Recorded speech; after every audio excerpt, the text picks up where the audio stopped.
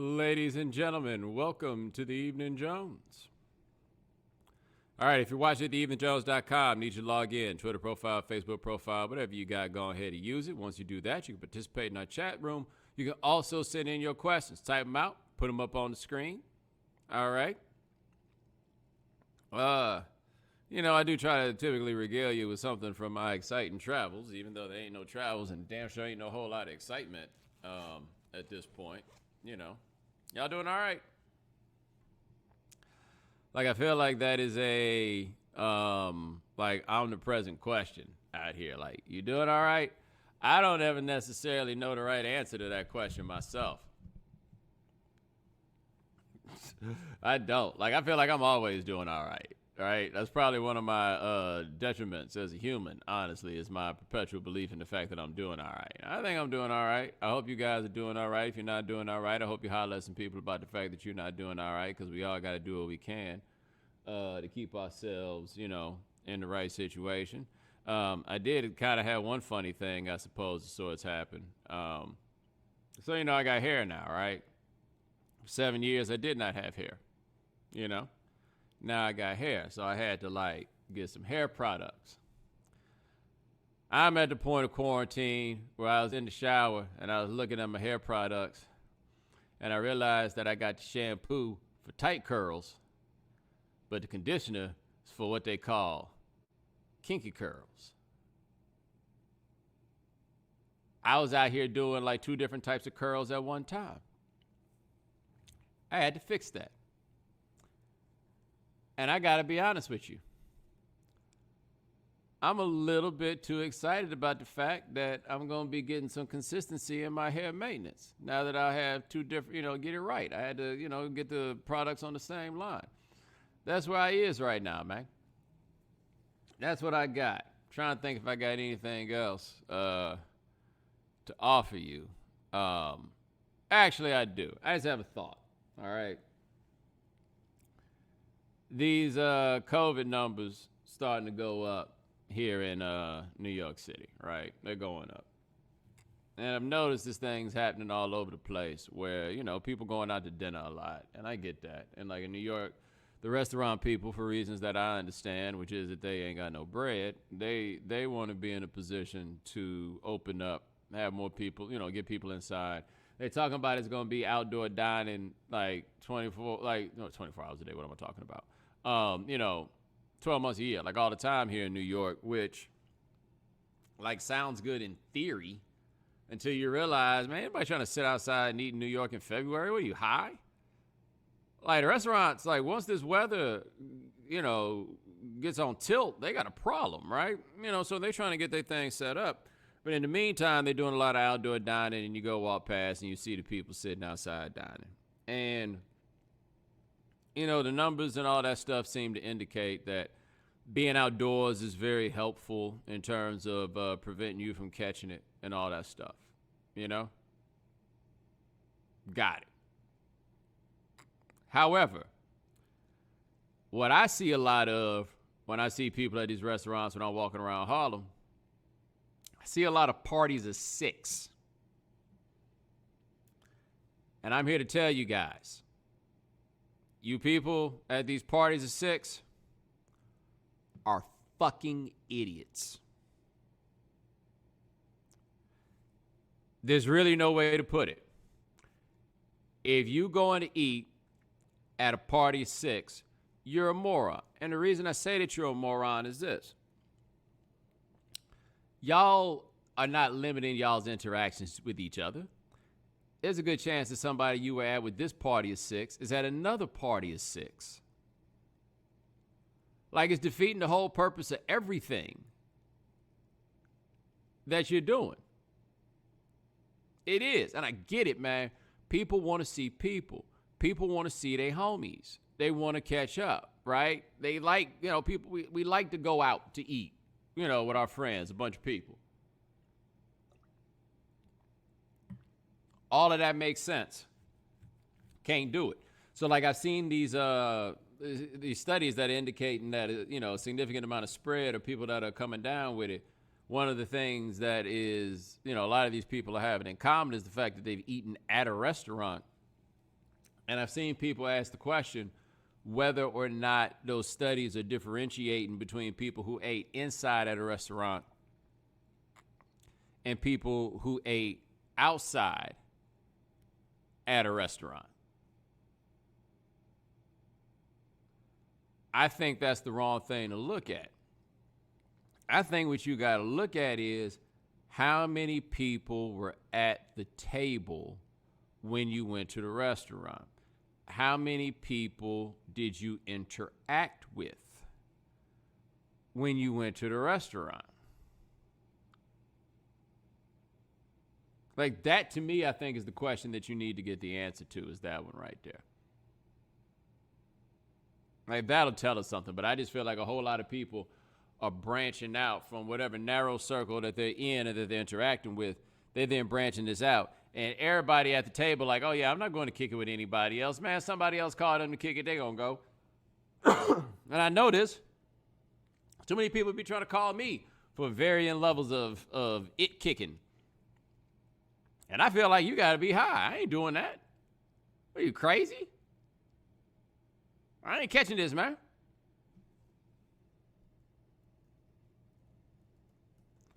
All right, anyway, let us move on to your questions.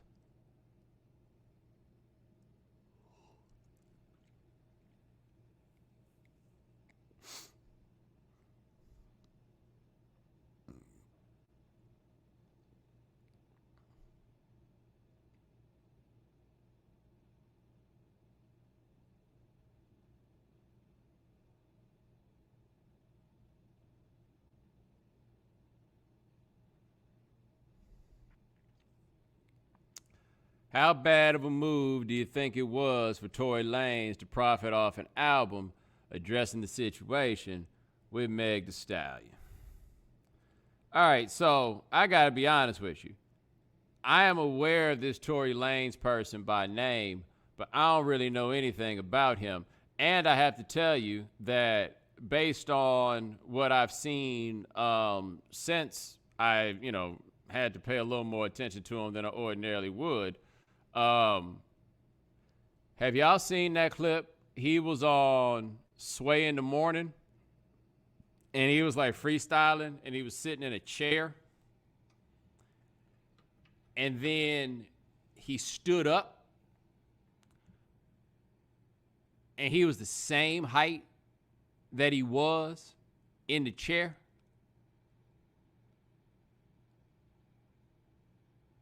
Dead ass. Like, you got to find this. Like, the dude was rapping, sitting in a chair, and I guess he was getting into it or whatever, and he stood up. He was the same height. Like, you guys correct me if I'm wrong, but the only way that that can happen is if his feet wasn't touching the ground.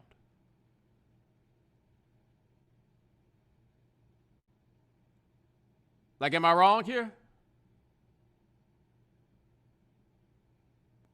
Like somebody said, the cooler with the short dude hate. I ain't even hating on you. I'm just asking how it's possible that you the same height sitting down and standing.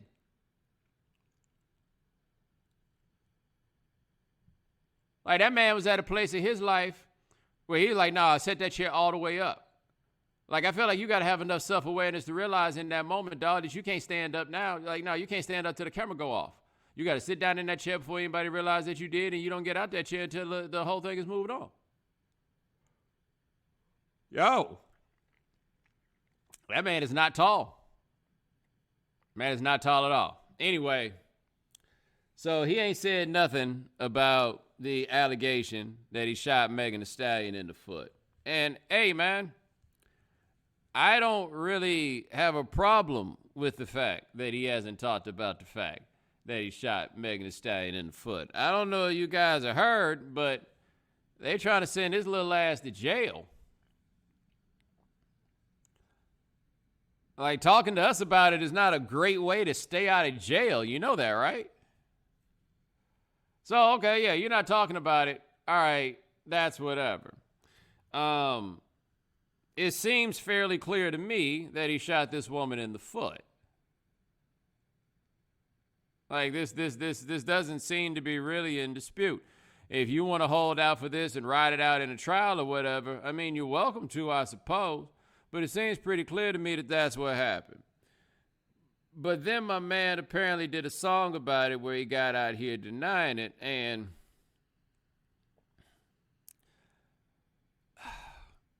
yeah, I wouldn't have recommended that. That's just me. Here's what I don't have an answer for, though. When you ask how bad of a move was it, I think it was a bad move, but I'm not talking about strategy. I'm talking about decency. Like, especially if he's lying, that just seemed to be a terrible thing to do. Like, I don't care about what he stood to gain from it or anything else. I'm just talking about, like, from a basic standpoint of humanity. That seemed to be a terrible thing to do if he's out here lying about it, and it appears that he's out here lying about it. Right? There's that. But, like, will it affect his career? I mean, it might. I can't say for certain that it will. I mean, again, it might. But I can't promise you that it will. I don't have that much faith in these dudes. Like, I don't know how much of this Tory Lanez dude, like, how much of his fan base is women and how important they are to, like, pushing his product. Because if women are an important part of his product, then no, this is going to be an issue. This is going to be a thing. But I don't have an answer for that, and I got no faith in dudes on this sort of thing. But no, that seemed like a really, like, foul thing for him to do. It really did.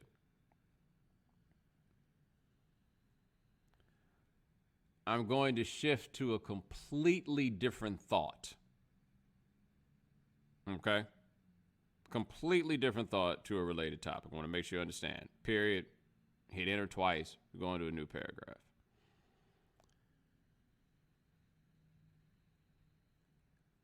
She's like, what?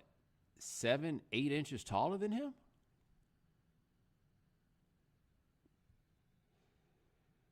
You little dudes in the chat room talking about I'm out here hating on short dudes. No.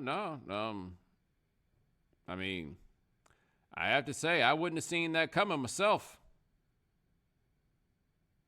Somebody said she's 6'1". Nah, I've been in a room with her. I don't think she's 6'1". And if she's 6'1", she is more than 8 inches taller than him.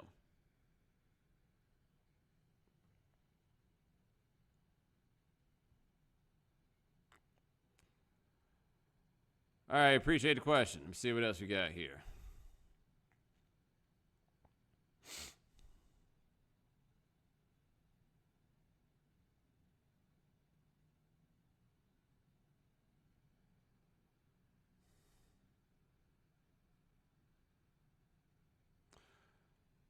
Why is everybody freaking out about the debate when we all expected this? So I watched the debate last night. I don't think I'm going to watch another one, but I did. Well, I watched Kamala Harris and Pence because, I mean, there's a lot that could be. I will check that out. But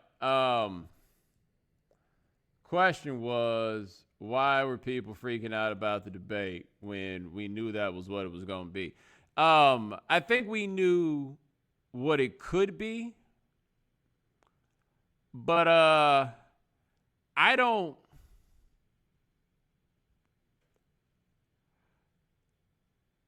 didn't go into that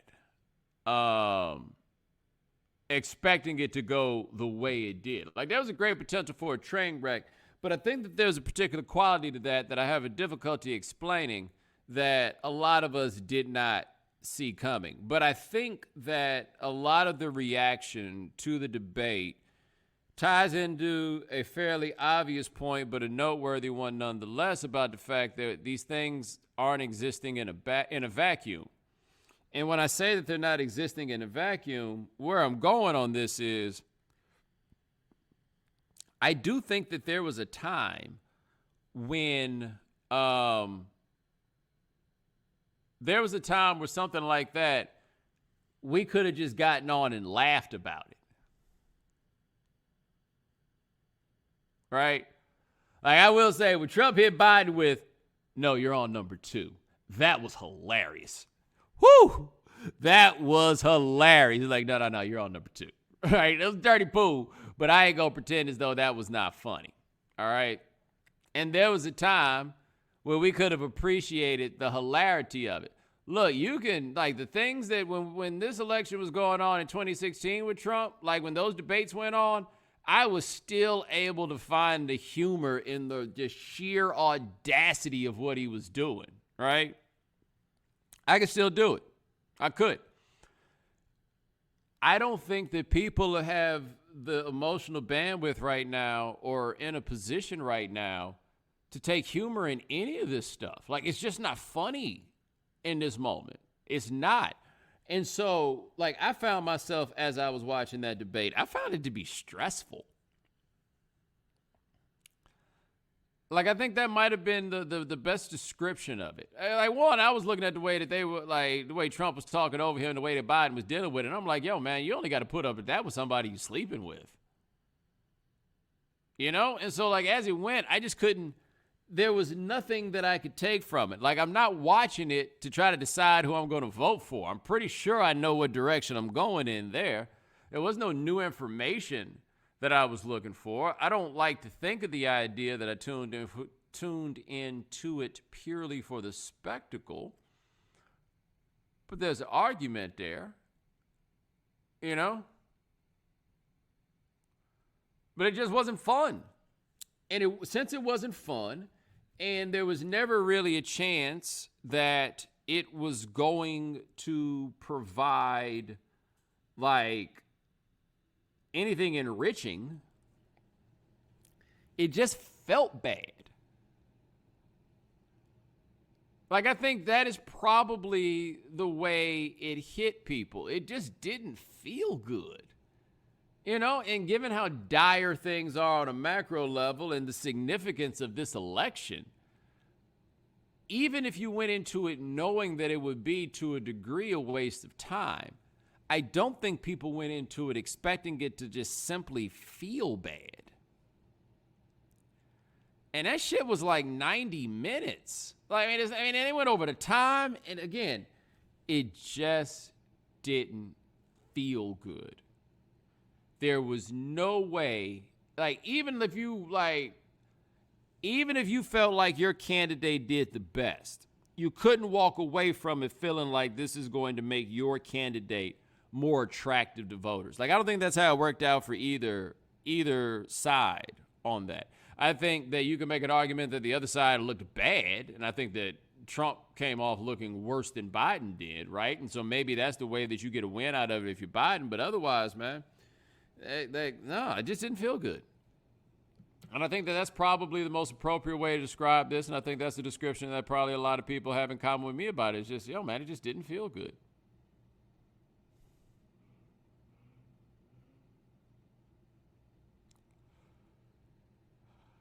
Appreciate the question. Let's see what else we got here.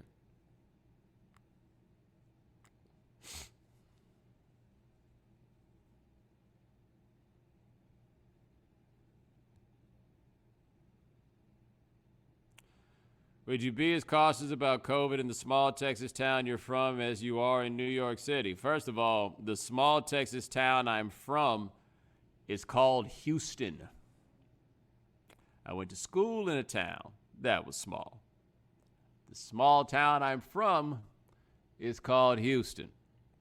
And yes, I would be doing it the same goddamn way, you fucking idiot, Kyle.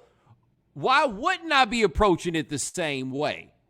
The difference between New York and those other places is, though, there I would have a car so I could be more mobile because I would not have to interact with so many people in order to go places.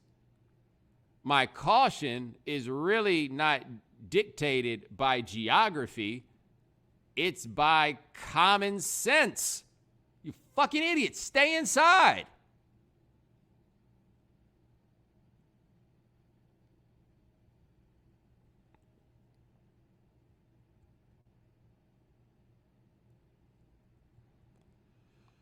Appreciate the question. Let's see what else we got here.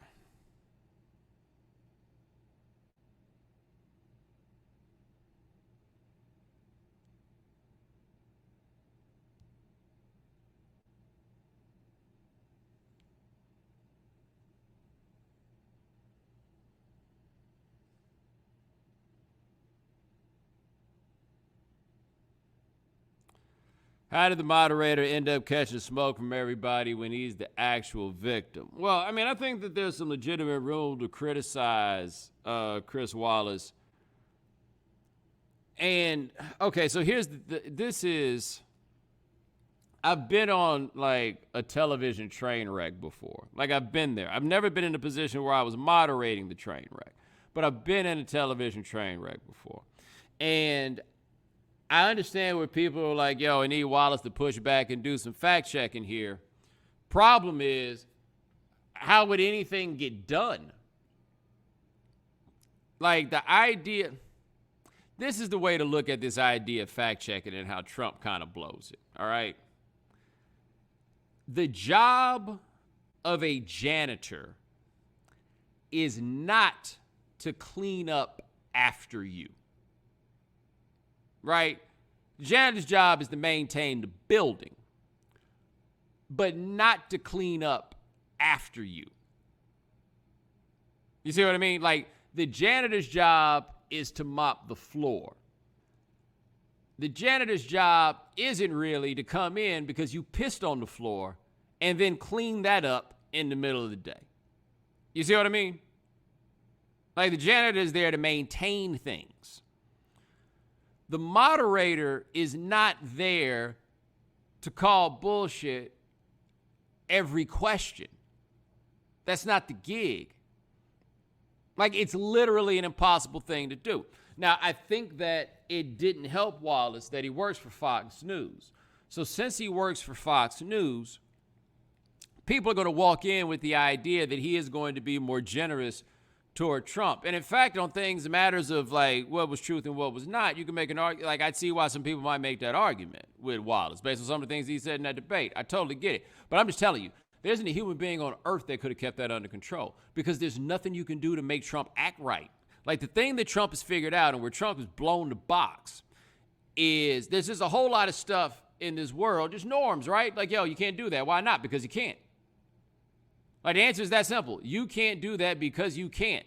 And often with people, in fact, the significant majority of the time, once you make that clear, they're like, all right, I guess those are the rules. Yo, Trump doesn't operate like that, right? So it's like, yo, Trump, man, you can't be talking over the man while he's going. Why not? Because you can't. Well, I dare you to stop me.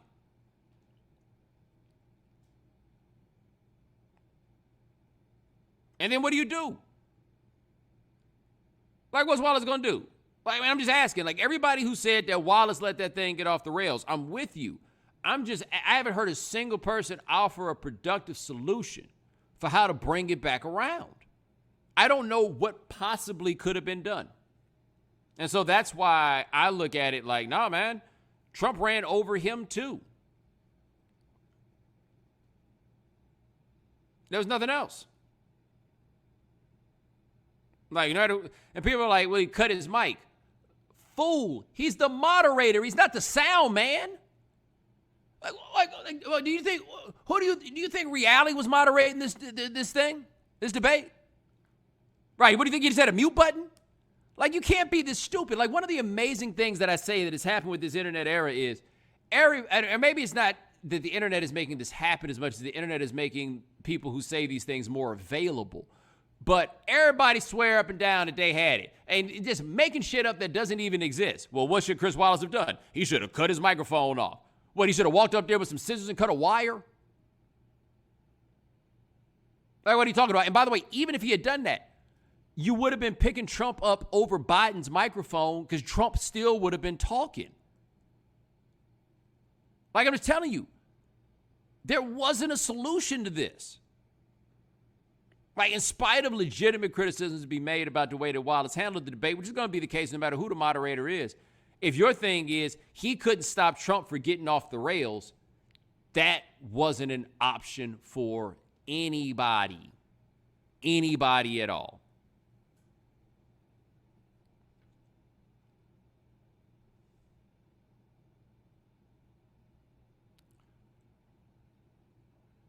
All right, appreciate the question. Let me see what else we got here.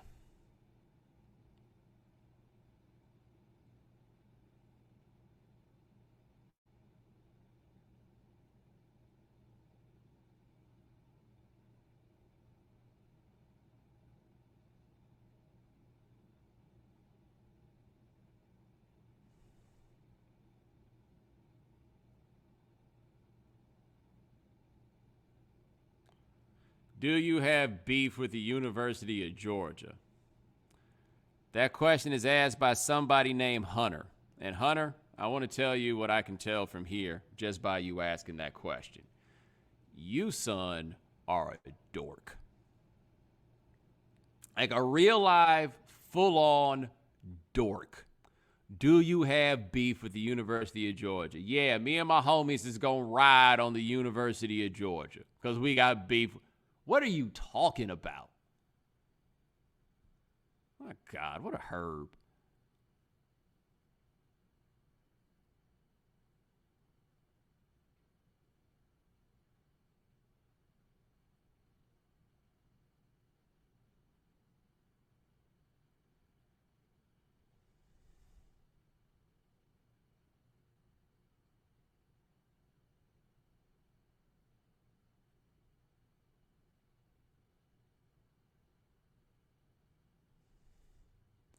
Besides last night, when was the last time you wanted a commercial so bad? I will tell you exactly the last time I wanted a commercial so bad.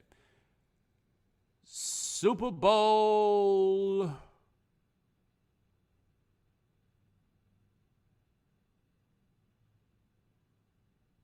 53. Patriots and the Rams. Was that game boring to you on television? Because it was boring as hell at the stadium. And I think I told you, because I was there with Pablo, and we were behind these two Patriots fans. And I swear, for God, man, they spent all that money on them tickets just to be miserable. Like, they couldn't even sit down. They were so tense. They were so nervous. They were just standing the whole time. Arms folded, like all this stuff. And every time the Patriots had the ball, they was just standing up. I ain't see a single thing they did. Halfway through the fourth quarter, they're like, oh, yeah, I forget what he said, but something to the effect of, yeah, stand up a lot during the game. I was like, it's more than a lot, homie. More than a lot. Oh, my God, it was so boring. And at one point, Pablo looked over at me and was like, you know what would be great right now? Commercials. And he was 100% correct.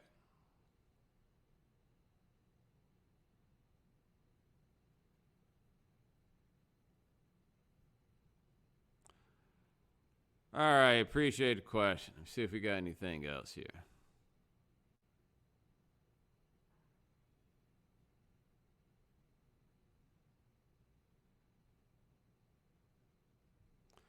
How plausible is it that The Rock's public endorsement of Biden is based on some type of research instead of genuine feelings? I don't believe that his team would go forward with this without knowing something and weighing the pros and cons. Wow. Number one, what like a miserable question to ask. Number two, why do you think they would research it and then decide what the statement would be, as opposed to, this is how I feel, now research it and see if it'll go over okay? Because doesn't the second part sound a lot more plausible?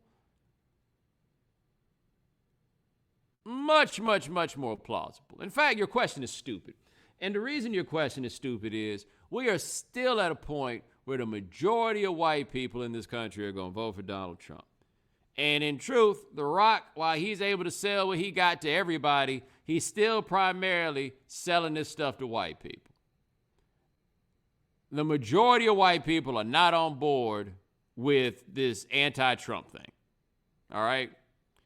The research would then say, don't say anything at all. If that's the way he's doing it. Because you know how many new fans The Rock is picking up by making an endorsement in either direction in the presidential race? Zero. There ain't a single person in the world that was like, well, you know, now that The Rock has endorsed Joe Biden, I think I might go to Blockbuster and watch The Scorpion King.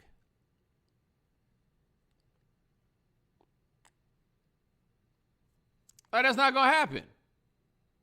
That's not it. Come on, man.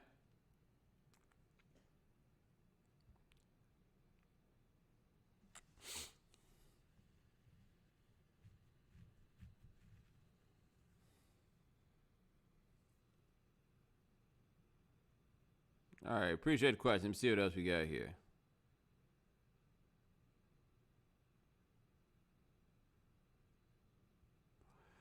You said on the right time that you watched The Social Dilemma. Does watching that frighten you or depress you more? So I watched The Social Dilemma on Netflix. I recommend you check it out. It is pretty frightening. I don't know if depressed is the term that I would use, but the thing that got me about it in watching it was there's a level to the manipulation that and a lot of these things that I just didn't know. So there are a couple things to keep in mind about me as I discuss what I picked up from The Social Dilemma.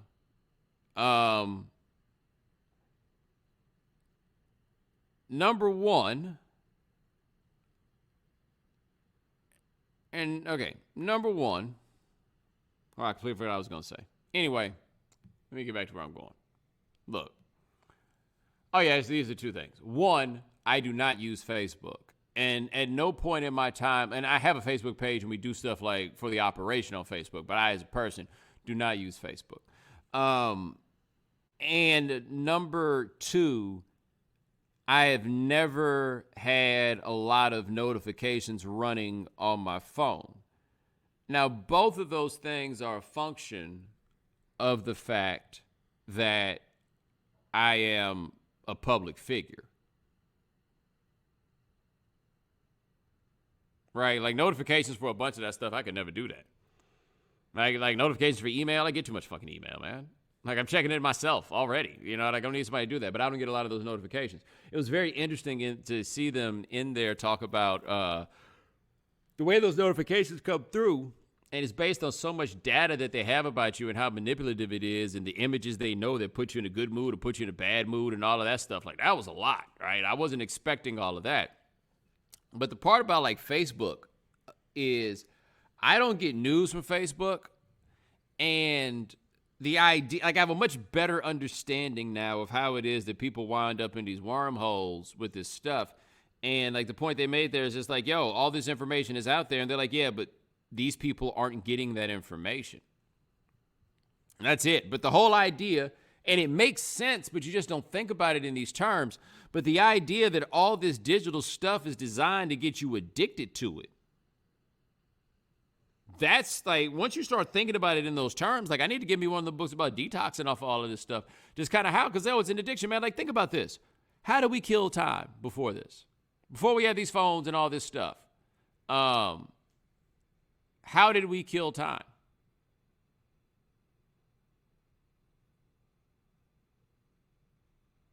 Like a real inflection point in my life. I can remember this is the day that I learned that wireless internet existed. Because then I always had a way to kill time. You know, what did we do to kill time before that? And people like books. I mean, I didn't really read books like that. Like TV, somewhat. You know, and I guess video games, yeah, there'd be some of those things. But like, think about how many things in your life have not even been crowded out, but like the phone just kind of takes up the space. And I thought the documentary did a good job of putting into some terms that I could understand how it is that this wound up happening, you know, and why these people are the ones who do it. But the one thing in there that I did not know, and that was wild to me, is the idea of Google filling in your searches with different answers for different people. Like they did the one with like coronavirus, and they'd be like, yo, you can put in like coronavirus is, and then whatever comes up. And some people, it comes up as coronavirus is, right, so for me, I put in coronavirus A, and my searches are coronavirus is airborne, coronavirus is a vascular disease, coronavirus is an RNA virus, coronavirus is airborne or not. But what that doc was showing, that some people put that thing in there, you put in coronavirus is A, and the next word is a hoax.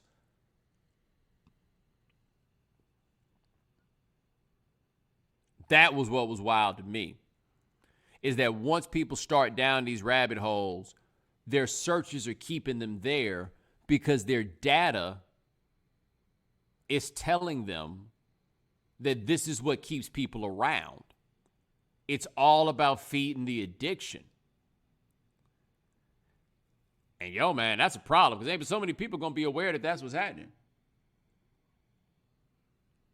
And so much of what happened with the internet was it was presented to us before we really gave some thought as to why somebody would present it to us in the first place. And the thought was, oh, okay, well, they'll sell ads, right? They just want you to come on here and they want you to, so they can sell ads. Nah, man, it's a lot deeper than rap. It's a lot deeper than rap. And we need to be careful, man. Like, I don't know what this world going to look like in 20 years, especially after you have a generation that has only known these phones. What movie was that? Oh, no, it wasn't a movie. It was, what was it? Was it Black Mirror, the episode where people are just rating each other on the phones, and that shit was, like, really spooky? Nah, man, that's what life about to be, man.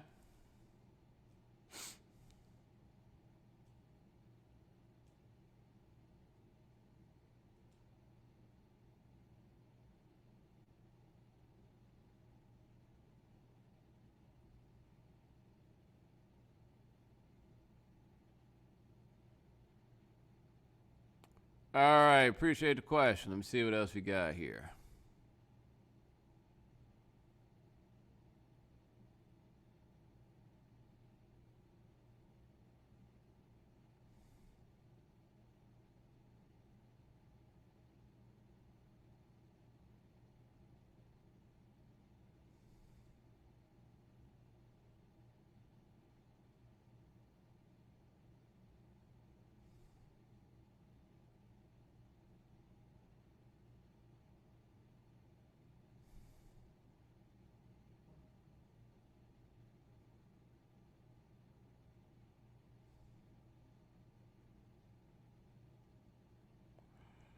What do you think about King Combs paying for $1,000 lineup at a barbershop? So this is one of Puffy's kids, and he paid $1,000 for a lineup.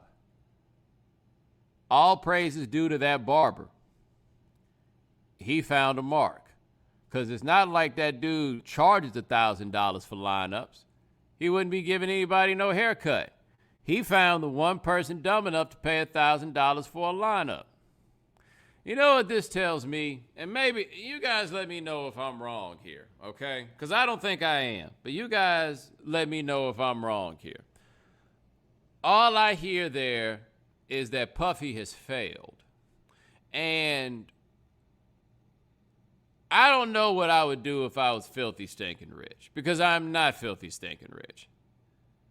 I ain't got no bread like Puffy has. But when I was growing up, I was always aware that however much money my parents had or did not have, that money was not mine. Like, I knew that. That was not my money. Why is he giving these kids all this damn money?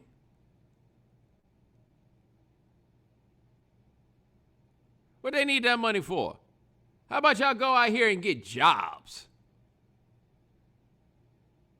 Look, this is the bottom line on this, and I understand where people come from, and a lot of people who feel like they grew up hard, and so they don't want their kids to grow up hard, and I did not grow up hard, so there's a level of that I probably can't relate to. I totally get it, but my dad did kind of grow up hard. My mom, not so much hard, but, I grew up in a different class situation than they did, but, like, my dad was always about helping making things more comfortable, but never about making them easy.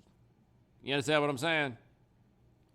And so my kid ain't got no $1,000 to get no lineup, man.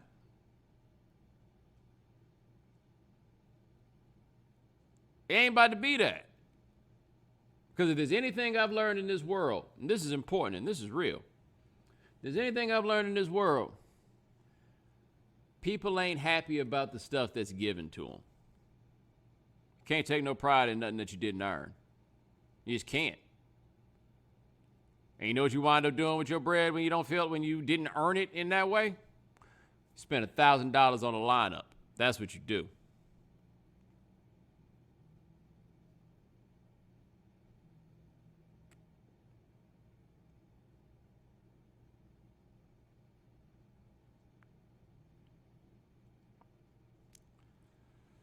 All right, appreciate the question. Let's see if we can get one or two more of these, if there are one or two more that I want to answer.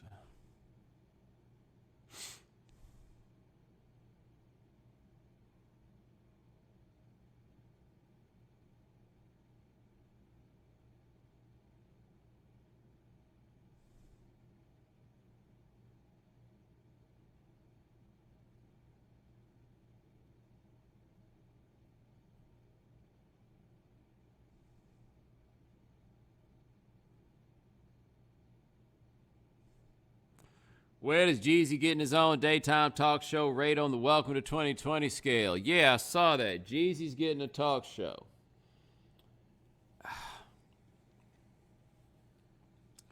I just want to know what kind of topics they gonna have.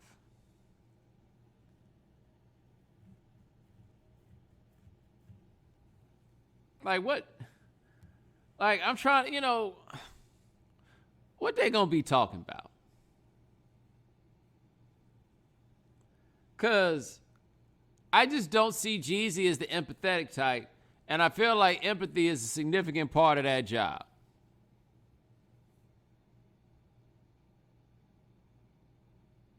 Like, am I wrong here? Like, can you imagine somebody being on stage, like being on the set crying about whatever happened to him, and then Jeezy coming to hug him and tell him everything's going to be okay? Because I myself have a difficult time seeing that.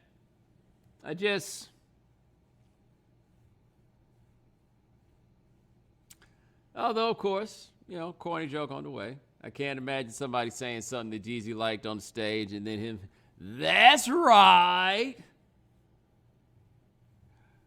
Like, if he just starts doing ad-libs in the middle of people talking, yeah, I'd watch that. I'd be down.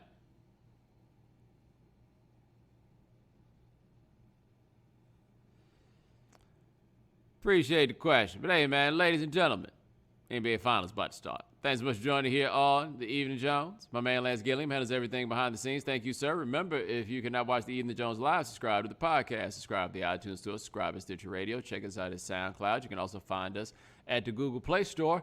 Talk to you guys, probably next week. Try to do this once a week, something like that. Anyway, holla at you.